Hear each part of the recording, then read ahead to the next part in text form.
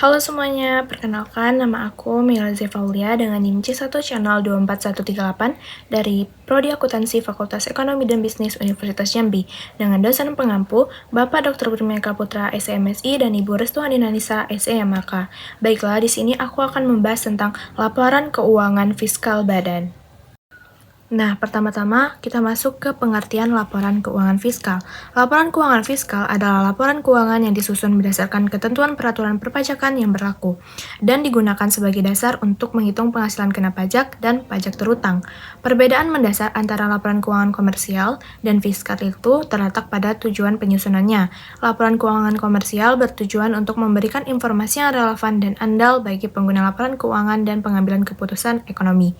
Sedangkan laporan keuangan fiskal bertujuan untuk menghitung besarnya pajak terutang sesuai dengan kemampuan membayar wajib pajak.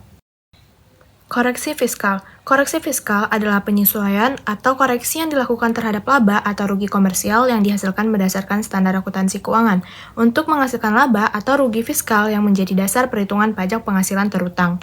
Nah, tujuan dari koreksi fiskal ini adalah menyesuaikan laba komersial menjadi laba fiskal sesuai dengan ketentuan perpajakan yang berlaku. Yang kedua, menghitung besarnya penghasilan kena pajak yang menjadi dasar penggena pajak penghasilan badan. Yang ketiga, memastikan kepatuhan wajib pajak terhadap peraturan perpajakan. Dan yang terakhir, menghindari terjadinya sengketa pajak di kemudian hari akibat perbedaan interpretasi antara wajib pajak dengan fiskus.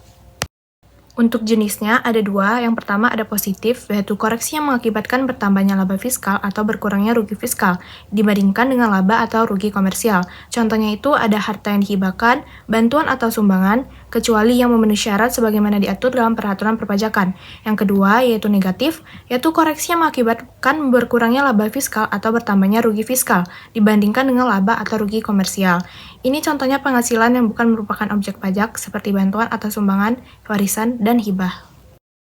Untuk pos-pos koreksi fiskal itu ada 6. Yang pertama, biaya penyusutan dan amortisasi. Yang kedua, biaya sumbangan. Yang ketiga, biaya entertainment dan representasi. Yang keempat, biaya untuk natura dan kenikmatan. Yang kelima, sanksi administrasi perpajakan. Dan yang terakhir, yaitu cadangan piutang tak tertagih.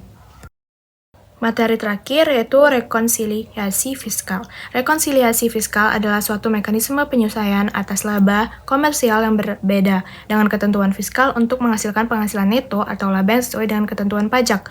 Rekonsiliasi fiskal merupakan lampiran SPT tahunan PPh Badan yang wajib diisi oleh wajib pajak untuk menunjukkan perbedaan antara laba rugi komersial dengan laba rugi fiskal. Nah, tujuan rekonsiliasi fiskal ini yang pertama ada memberikan transparansi kepada otoritas pajak mengenai perhitungan penghasilan kena pajak. Yang kedua, memudahkan proses pemeriksaan pajak karena semua penyelesaian telah terdokumentasi dengan baik. Yang ketiga, meminimalkan risiko sengketa pajak di kemudian hari. Dan yang terakhir, memastikan kepatuhan terhadap peraturan perpajakan yang berlaku. Baiklah, sekian informasi yang dapat saya sampaikan. Semoga apa yang saya berikan dapat bermanfaat bagi kalian yang menonton. Terima kasih.